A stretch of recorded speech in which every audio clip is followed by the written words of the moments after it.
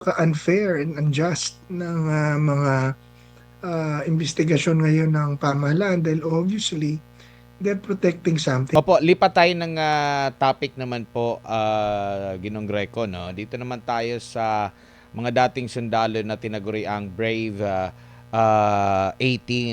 Ang nangyayari po ngayon, hindi na yung mismong laman ng affidavit ang dinispute, no? Kaya nga nagkakaroon ng investigasyon, ipinanawagan doon na sa ombudsman, sa Senado, magkaroon ng investigasyon. Pati na yung sino yung nag-notaryo, ano yung background ng mga nagpakilala. Natawa nga ako doon sa comment na sinasabing ang dishonorably discharged, may mga kaso daw, itong mga sundalo na ito. Natawa ako sa comment kasi sabi niya, alangan naman na illegal yung kanilang ginagawa, ang seminarista ang kukunin na doon. So, kumbaga, kung magbabasa ka ng comment, parang mulat na yung ating mga kababayan na para bakit yung mensahero at hindi yung mensahe ang dinidispute, no? May nagdi-dispute naman doon sa mismong laman. Yun nga, batuhan lang doon, bakit hindi na lang mismo harapan ito imbestigahan. Ano pong masasabi niyo po, Sir Greco? Yun nga po nakikita natin, napaka-unfair and unjust ng mga investigasyon ngayon ng pamahalaan dahil obviously they're protecting something. Alam naman ng lahat, Admar, alam ng lahat na nagnakaw sila. It's an, everybody knows, nakikita sa mga proyekto, sila mismo sinasabi na gobyerno mismo at mga taga-gobyerno mismo ang nagsasabi na grabe ang nakawan. Si Saldico mismo ang lumabas sa tagturo ng napakaraming opisyal, pati ng presidente. Ang presidente mismo ang nagsasabi na may flood control project scam at ghost projects.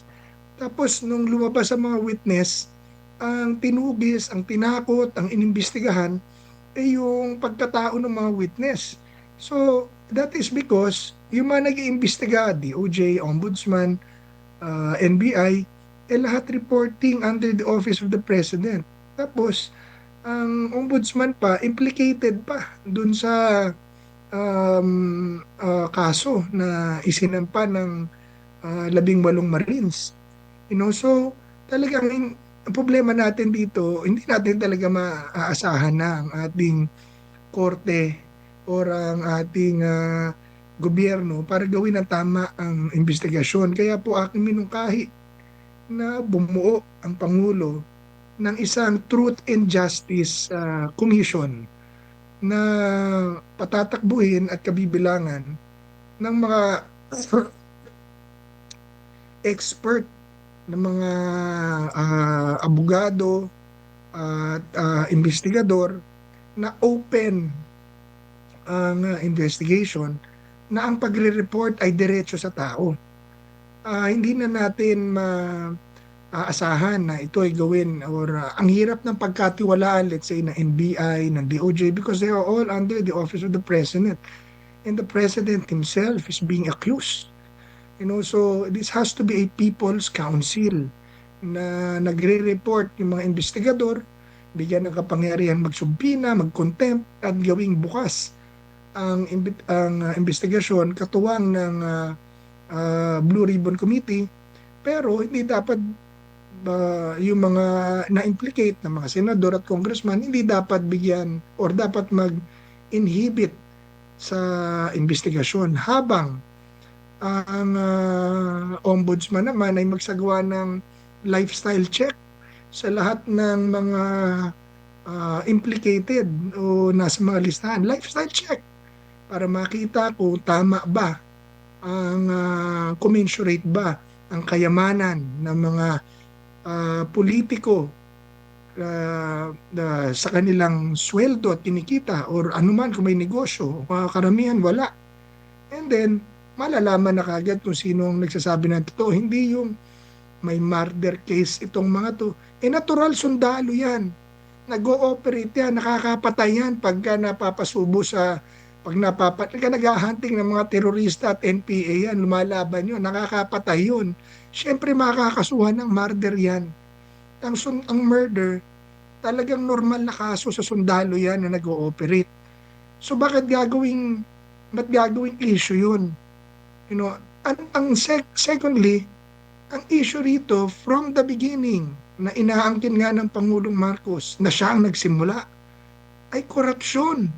Hindi whether or not yung mga sundalong yan ay Marines or tunay na sundalo, hindi yun ang primary issue.